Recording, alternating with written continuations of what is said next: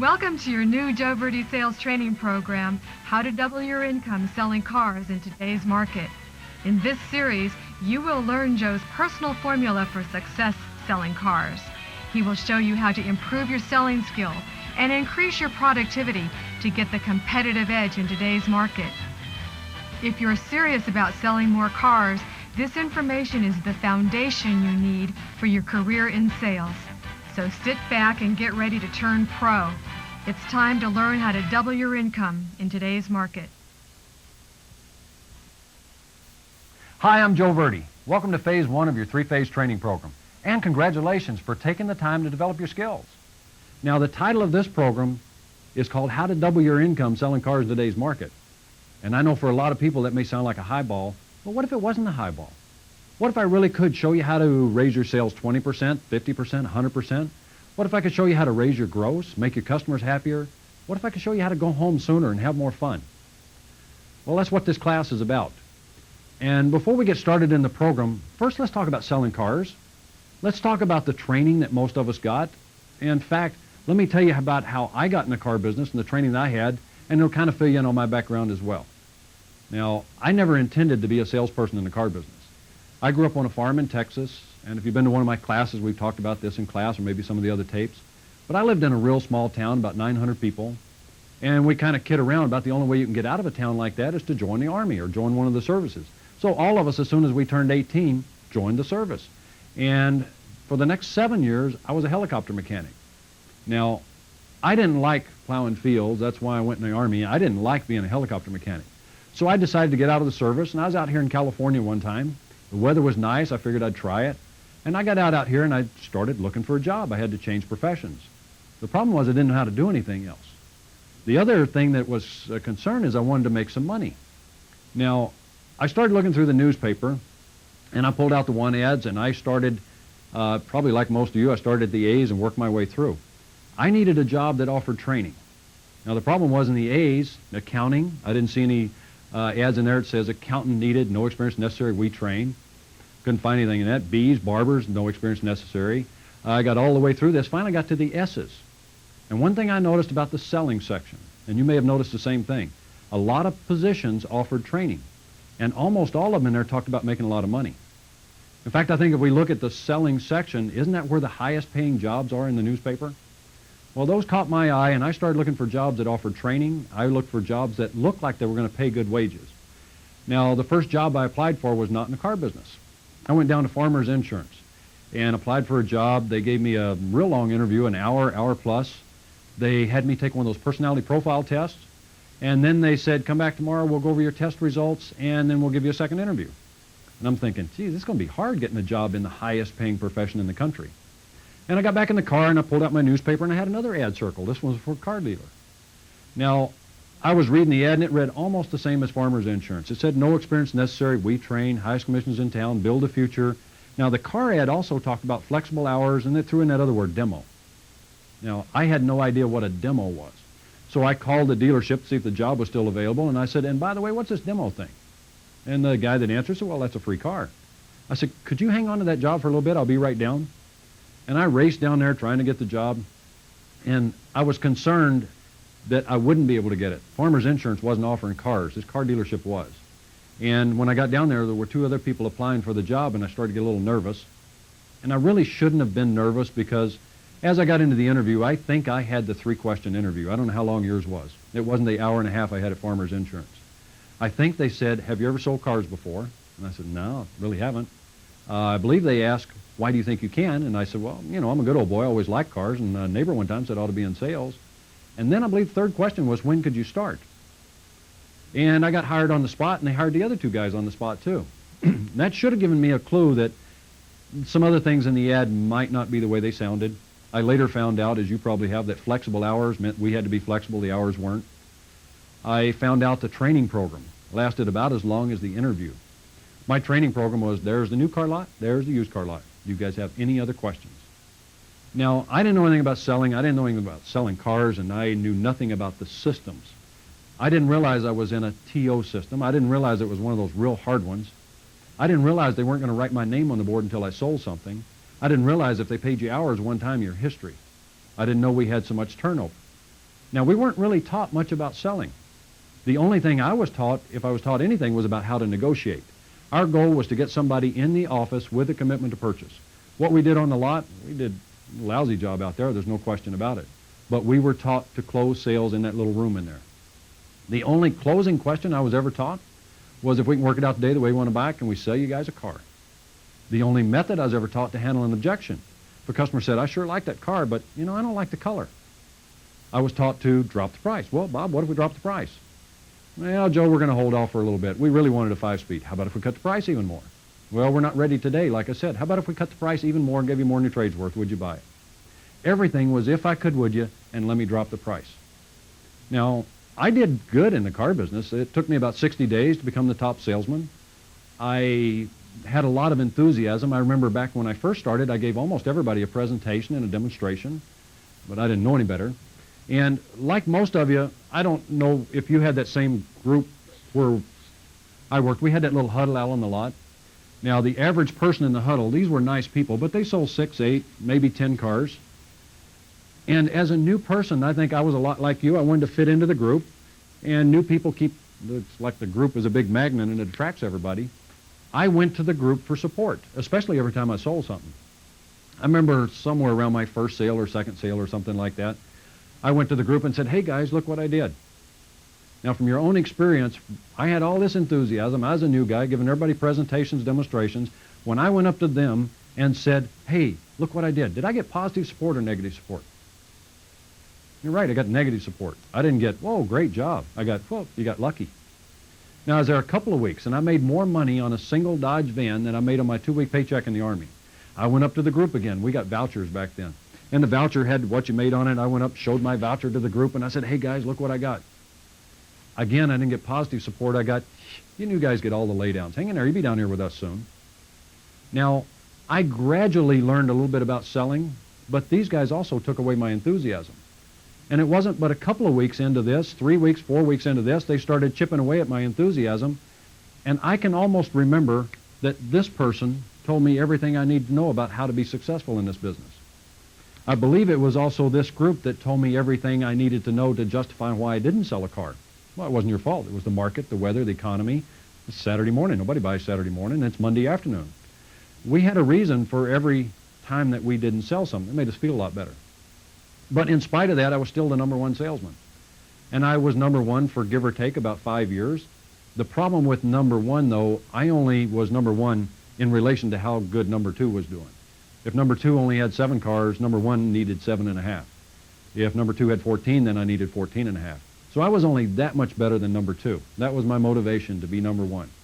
I pulled that off for about 5 years, and I made a lot of money compared to what I was making in the service. And 22, 23 years ago, a couple grand a month was good money.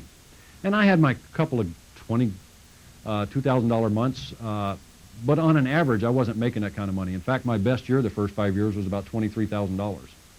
Now, my average month was more like $1,500 or $1,600. Somewhere along the line, after doing this for a while, I got me a calculator and did some math. And you may want to get one too. If you're working 16 hours a day and you're making $1,600 a month, this is not a good deal. If you do your math in that calculator, that's less than minimum wage.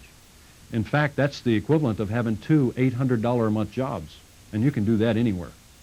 So I finally realized that for the hours that we spent doing this, this was not a bargain. So I quit. I got tired of this. In fact, my first 5 years, I changed dealerships 4 or 5 times looking for a better place. But I guess I gravitated to the same kind of place that I was already working. 5 years later, I got out of the car business, got tired of it. I got tired of slam dunking people into something they didn't want. I got tired of pushing them over the curb, hoping my voucher was going to clear before the ether wore off. And I got tired of the hours, and I got tired of the money. Other than that, I liked it. When I got out of the car business, I used to watch the pinstriper out there, pinstriping cars. So I opened a pinstriping, side molding sunroof business. I said, if this guy can do it, I can do it. And my first 5 years in this business, my managers had always told me to close sales. They told me to stay off price on the lot. They told me to follow up, told me to prospect, told me to do all these things, but nobody really showed me how to do these, how to organize my time, how to set good career goals, how to go out and have a good day every day. When I opened that pinstriping company, I went down to the bookstore one day to buy a book, an accounting book, a ledger book, so I could keep up with the money that I was going to make. And while I was in there, I walked past the selling section. Now, I was 30-something years old, and I'd never been in a bookstore that I recall. I probably hadn't read a book since 9th or 10th grade. And now, all of a sudden, here's all these books on how to sell, how to close, how to overcome objections, how to stay off price, how to follow up, how to prospect, how to set goals, how to be as successful as you'd like to be. I had no idea there was that kind of information. I'd been in the highest paying profession for 5 years and didn't realize it. I didn't realize there was more that I could learn so that I could be more effective. Kind of cut the story short, the next couple of years I went through about 120 or 30 books, tapes, and seminars on how to sell, how to close, how to overcome objections, how to follow up, prospect, manage my day, set clear goals. I learned how to sell from companies outside the car business. I learned from a lot of real estate people, a lot of insurance people, and then I had to convert their closes, their objection methods into car words. But I like cars. So I got back in the car business. A couple years, I was in 5 years, out a couple years, started selling cars again. When I started again, though, I started with new skills. I actually developed closing skills. I learned how to close a sale. I learned how to lead the customer to the purchase. I learned how to get those minor commitments we talked about. I learned how to control the conversation. I learned to handle their objections. I learned to stay off price. I realized that follow-up and prospecting are our keys to success, so I learned how to do that as well. Got back in the car business. In my first 12 weeks back in the business, I made more money than I made my best year in my first 5 years. My first 7 months back in the business, I made more than I made in 5 years put together. Now, I don't know if that sounds good. Maybe you'd rather work longer to make that money, but I'd like to get it over with as quickly as possible. And I realized that there's 3 things that control my success when I got back in this business: my selling skills, my work habits, and my attitude. My first 5 years, most of selling was left up to me. In fact, this is the only job I've ever had where you're not required to do anything. And I kind of say that lightly. I say it in managers classes, dealer classes, and sales classes. But if you stop and think about it, unfortunately, you're not required to do the things that would make you most successful. It's like even presentations, demonstrations. If we're going to do real life stuff in real life, and in fact, maybe we should define who we're going to count. Have you ever sold a service customer a car before? Came up front, said, boy, that's a nice model. I've got a 2-year-old one of those. They're just changing my oil out there. Have you ever spent some time with them, got them behind the wheel, got them excited, sent them home in a car that afternoon? Of course you have. You've done the same thing with a couple that walked on the lot and said, we're just looking, don't waste your time with us. We're just kicking tires, not going to buy a car for a few months. You've done the same with the kid on the skateboard, got him excited. Dad came down, bought him a truck that afternoon. If we count all the people that you talk to, and I asked this same question in class, out of every 10, how many do you give a good presentation, good demonstration to? In real life. In fact, leave out the word good. Out of every 10, how many do you put behind the wheel, including the service customer who shows an interest, the lookers, the shoppers, the guy with the toothpick in his mouth, and those regular people you talk to? What do you figure? I heard somebody say 2 or 3. Heard somebody say 10 out of 10. In class, we've never run into that. I don't even remember doing that my first 5 years. The average in class comes to about 4 out of 10. Now, there's a funny thing about our customers. 99% of them said they'd like to drive it before they buy it. Most of us wouldn't buy a $500 stereo without seeing how it works first. Most of us wouldn't buy a sofa without sitting in it. And they tell us that they're not going to spend $20,000 for a car without seeing how it works. Now, it may sound crazy, but that's just how they are. Now, if that's true, if 99% of them want to drive the car before they buy it, if you only let 4 people drive it, what did you guarantee that 6 out of every 10 people won't do? You're right. You've guaranteed that these people are not going to buy a car. You wouldn't let them. You didn't give them the presentation and demonstration that every person needs to make a decision to purchase. Well, if we don't change that, I can't show you how to improve your sales. There's some things that you just have to work on. Now, another thing that we're not required to, are you required to follow up where you work? I know all managers in class shake their head yes until I say, you mean they have to follow up all the people or just the 4 that they thought were buyers? Well, yeah, they don't really follow up everybody. We start whittling down at this. We don't have to present and demonstrate. We don't have to follow up and prospect. In fact, most of you don't even have to sell anything to keep your job. All I was taught to do my first 5 years was come up with a list of reasons why I couldn't sell more cars. Well, boss, my back was bothering me. Well, everybody I talked to this month was stuck in their trade. You know, everybody I'm writing up's got bad credit. And all my manager required at the end of the month was a list of reasons, not results. And it's unfortunate. If we were forced to work like we were forced to work in that previous job that we had, gosh, we'd make a lot of money doing this. So we're going to talk about a lot of that too. If we're going to be more successful, we're going to earn this kind of money, we have to avoid the traps that most salespeople fall into. And one of the first books I read was a book by a guy named Zig Ziglar. I don't know if you've ever read C at the Top. Great book. it was a great book for me, at least, because it was my first book. And he brought out some points that just really hit home. A couple of key points for me personally. He pointed out that almost all the people in life, not just in our business, but in all businesses and all walks of life, almost everybody settles for average. Now, you know, you've heard that 80-20 rule. 20% of the people do 80% of the work. Well, that's true. And we call these 80%ers when we're talking about us in class, but 80% of the people are just average. Now, Ziegler points that out, but he also points out one thing about almost all these people. He said people learn how to justify being average. And I guess that's true. You know, my first 5 years when I sold cars, I'd go home with my little $400 paycheck for 2 weeks' worth of work, and I'd tell my wife, I said, honey, I'm sorry I didn't sell more cars. And then I gave her my list of reasons. But it wasn't my fault. It was the market, the weather, the economy. Let's see, my manager is trying to steal all the trade, so he's not giving me enough of the cars. We don't have the right cars. Finance manager's too slow, plus there was a full moon last week. And I had everybody's name on this list except whose. You're right. Ziegler said, Joe, you forgot one name. You forgot yours. I guess if I'd done that right, I'd have gone home and said, honey, I'm sorry to make any money. I don't prospect. I don't follow up. I screw around most of the day. I really don't know much about handling objections, and I couldn't close the door, much less a sale. But that would have been a little uncomfortable. See, our pride and our ego kicks in there. Keeps us from doing that. Ziegler pointed out that that's what most people do. And if you listen to this group out here on the lot, you go out and stand in that huddle for a little bit, isn't that a justification meeting on why we're not selling cars? It's not about how we can sell more cars. It's not about closing, handling objections, staying off price, follow-up. It's about why we can't do any more than we're doing.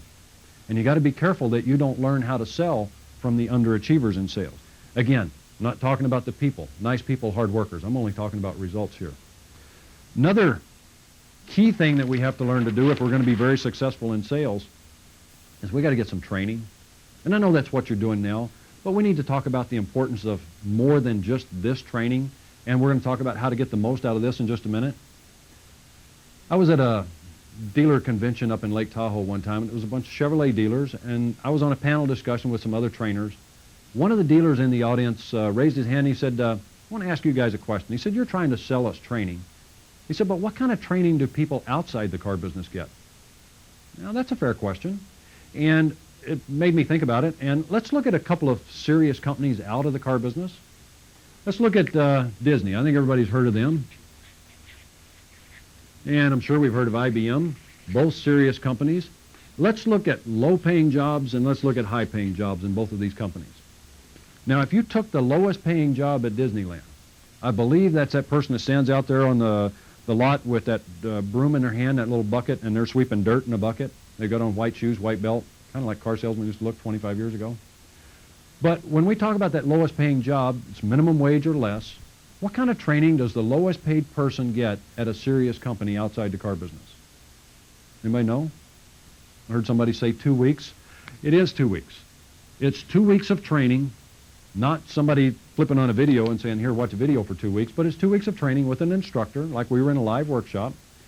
And they go over not just how to get dirt in a bucket, obviously, but the Disney philosophy. They give them the equivalent of product knowledge, where everything is in the park, how to treat customers, why it's so important. And then after the 2 weeks of training, for another week, they have a supervisor follow them around the lot out there, making sure they're getting dirt in the bucket correctly and giving good directions around the park. Now, they have ongoing training on a regular basis after that, but initial training, just for somebody, lowest paying jobs, 3 weeks. IBM. I sat next to an IBMer on an airplane one time, and we got to talking about training. This guy was a salesman. He was obviously very successful. We were talking about the training they have at IBM, and I said, well, what kind of training did you get? He said, well, you know, before we even start, first we have to have a degree. He said they prefer a degree in marketing, whatever it is, but any kind of degree will kind of get you the job, but you can't even get the job without a degree in something. He said, and then once you're hired, they send you to 5 weeks of training. You go live at the IBM Center. And he said classes start in the morning at 7, 7:30, and they last till 6 or 7 at night. He said, but in real life, we're up till midnight, 2 o'clock in the morning, because nobody wants to go back from the training class with a low class standing because it affects your career the rest of the time you're with the company. He said, after that, we spend 60 days riding around with the supervisor. We don't talk when we're making a sales call. We listen when we're making a sales call. He said, we watch what they do, and when we get in the car later, we can ask questions and talk about why they did things. Next 30 days, they ride around with us. And then they critique us at the end of the calls, and then we go back for a week's worth of training every 90 days. So low-paying jobs, serious companies, 2 or 3 weeks minimum. High-paying jobs, a lot of training. Now, we've always prided ourselves on, whoa, you can show up with a pen in your pocket and make decent money selling cars. We need to clarify that. You can show up with a pen in your pocket, get no training, and earn average wages selling cars. Without the proper training, you can't make a lot of money. And we're trying to sell these cars, and I just read not too long ago in USA Today that the average car is $20,021. Now, how many of these $20,000 cars would you like to sell? What would make you happy? 15, 20, 30 of them? 20 of these things will make you about $60,000, $70,000 a year, so most people would probably be okay with that. So we'd like to sell 20 of these things. That's about $400,000 a month in gross sales that we need to make. That works out to about $4.8 million a year. And most of us would like to do that with less training than a kid gets sweeping dirt in a bucket at Disneyland. I don't know how practical that sounds to you, but that doesn't sound very realistic to me. We have to learn how to sell, or you don't get to sell too many more than you're selling now. You know, in sales, it's kind of like owning your own business, and you're either going to be a market-driven business or you're going to manage your business to more sales. You can constantly improve your sales year after year. And again, we're going to talk about how to do all that on tape. Again, to get the potential in this business, and the potential, I don't think most of us realize the true potential as far as income earnings or unit-wise. And again, I get to travel around the country. I met, I guess, most units a salesperson sells that I personally met is about 80 cars a month. And I check, they're not in fleet, they don't get all the house deals, and they're not related to the owner. These people just work. I was in Chicago not too long ago having dinner at a restaurant, and a manager came over that I had met at a previous workshop. And he came over and we were talking, and he said his top salesman sold 142 cars the previous month. And I checked, he wasn't related either. Now, that's more cars than I ever sold or even imagined selling. That's more cars than most of us are going to sell. But I got to convince you somewhere throughout this series that 10 is not the most that can be done. 15 is a little better than 10. 20 is, I mean, that's really starting to get good. But the professionals in our business are in the 75,000 plus range. And you don't get lucky and make 75 grand a year. You get lucky and have a $6 grand month. But to be consistent in sales, which is what this program is about, it's going to require ongoing skills. Now, there's some tools that come with this workshop.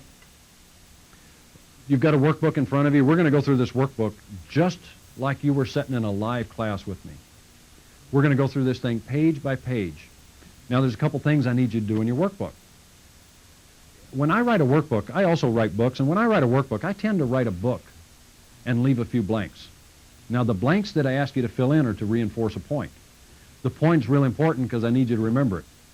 Now, another thing about workbooks and learning more, if you just sat through this class and you listen, even though you might be interested, how much are you going to get out of this? Anybody know? Anybody ever heard that?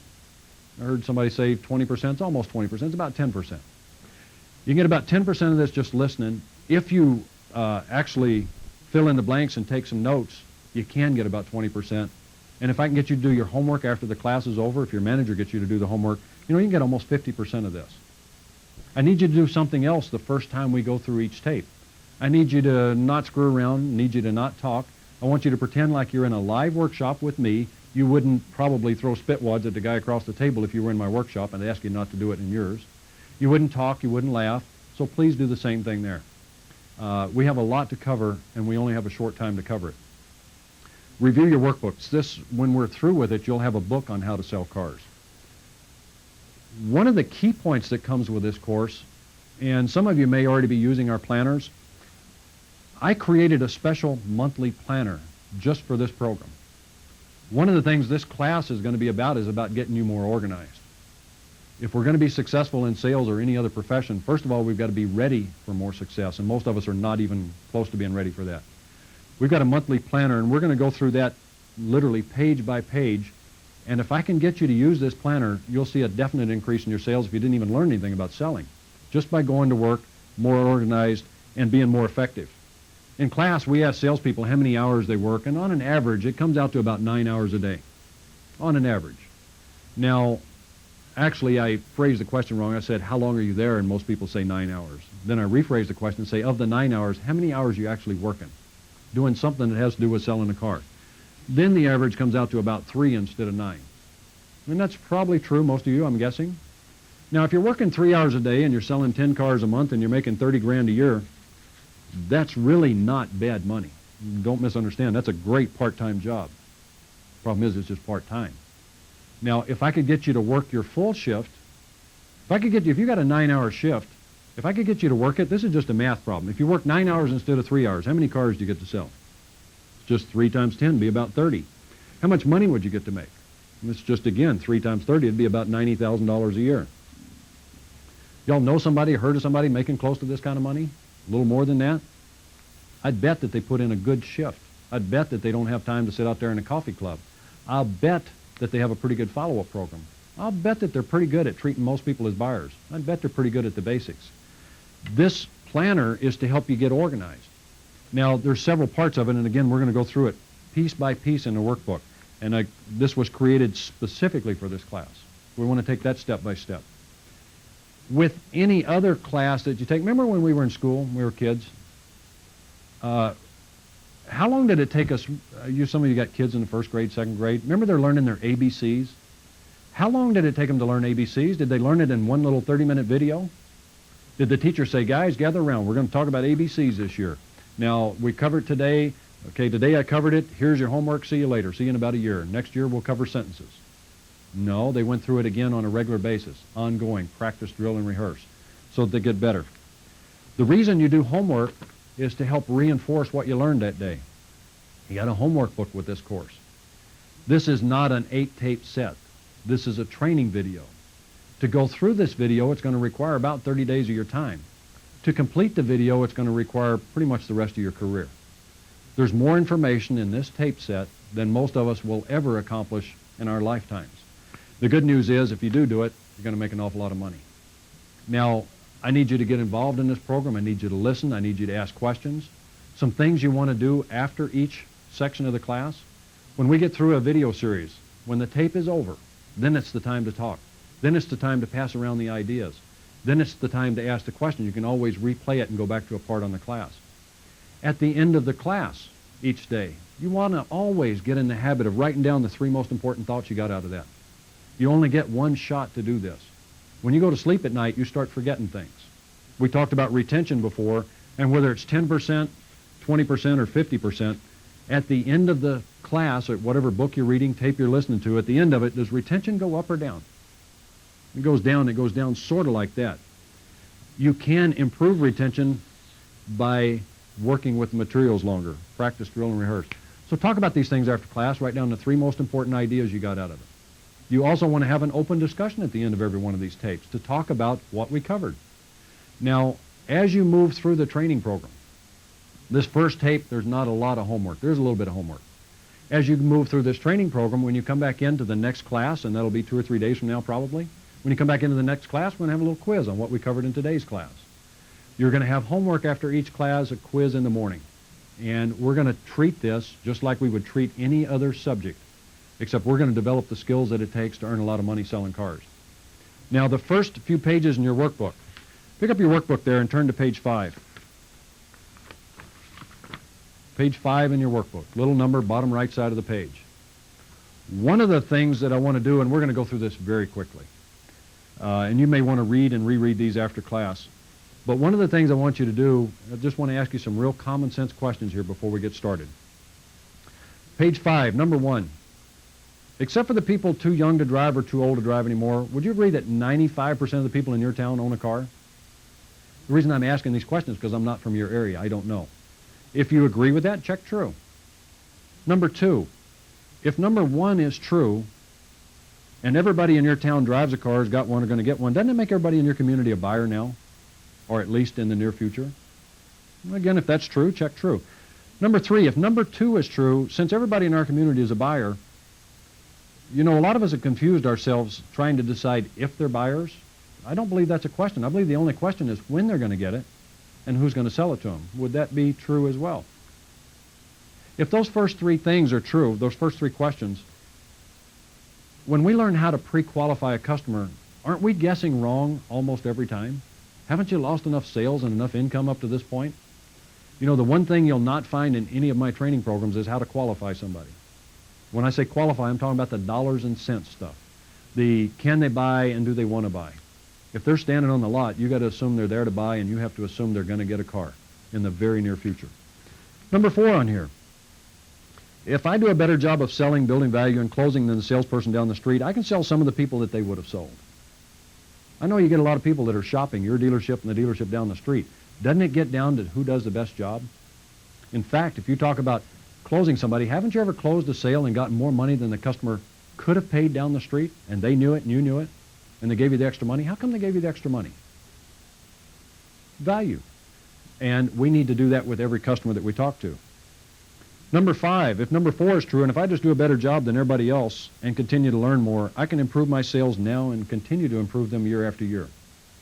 If you keep getting better at selling and you keep applying yourself, will you make more money? Of course you will. Number 6, most of my customers bring up price in some form out on the lot before they actually find a car they're willing to take home. I'm assuming that's true. I've never been in a place, never worked in a place, never heard of anybody that didn't ask about the price, trade, down payments, what kind of interest rates and things like that. Number 7, of course price is important, but would you agree that people make their decision to purchase based on the value they feel they receive for the price they have to pay? What that means is, doesn't it get down to be a value decision? No matter how cheap it is, if they don't like it, they're not going to buy it. So it's our job to create the value to make them want it. Number 8, if this really does get down to a value decision, if number 7 is true after my presentation, if I have a customer that objects to the price, the real objection is that I didn't create enough value to justify that price that we were asking for the car. I think that has to be true. Number 9, it'll be tough to earn professional wages if I try to take shortcuts with most people and skip the basic steps of selling. Almost everybody in this profession is out there pre-qualifying everybody. I asked you before, out of every 10, how many did you give a presentation to? If you said 3 or 4, that means you skipped the steps of selling with 6 or 7 out of 10. You can't make a lot of money skipping steps. Number 10, if I don't close the sale and the customer leaves without buying, if I follow up effectively, there's a pretty good chance they'll come back in and buy the car from me. If you do your follow-up with all the people who leave without buying, pretty good chance they'll come back in and buy. Of course. Number 11, if I didn't close and I don't follow up, unfortunately, statistics prove the customer will buy their car from a salesperson down the street. I don't know if you knew that. If you don't sell them, they buy somewhere else. And that money that you could have made in commission, you don't get. The salesperson down the street gets it. Number 12, if I don't follow up every working prospect, when my customers buy their car down the street, the other salesperson will not spiff me for the referral. Unless you guys got this little referral program going around town, I've never worked in a place that did that. Number 13, if I consistently follow up all my working prospects and sold customers, I'll also consistently sell more vehicles year after year. Follow-up is your long-term success method. It's the thing that will guarantee your long-term success and future sales. Number 14, a lot of us confuse experience with how long it takes to do things. If experience was the key to getting better at selling and closing, then somebody who started selling 10 cars a month 10 years ago should now 10 years later be at what, 25, 30 cars? But they usually aren't, are they? Number 15, a well-trained salesperson will almost always sell more cars than a salesperson with no real training. And if I keep learning more, I'll keep earning more. True? Number 16, here's what the problem is. Most salespeople only bother to learn how to be average in sales. And average is 10 cars a month and $30,000 a year. But they all seem to learn how to blame being average on something and somebody else. Number 17 is the biggest question on the page. And this is a personal choice that you have to make. And we're going to show you how to do it, but you have to make a conscious decision. Number 17, I'll become a professional in sales and make a lot of money. Or number 17, I'll just stay average and blame everybody and everything else. Again, that's a personal choice.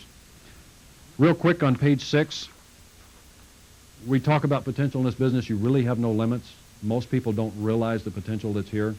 And I'm sure your eye went to the bottom of the page, so we'll talk about that first. It says units per month and income per year. These lines from left to right are pretty much going to line up.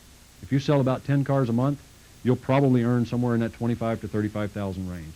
You get up in the 25 range, you should be in the $70,000, $80,000 range, give or take. And when you get up in that 50, 60 range, you're making some serious, serious money in this business. Now, most of us would like to be over there, but most of us haven't gone to the trouble that it takes to get higher up that ladder.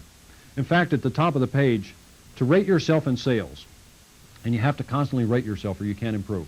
To rate yourself in sales, should we, A, rate ourselves by how much we know, B, by how hard we try, C, our experience level, D, how nice we are, E, how many hours we put in, are the results that we achieve.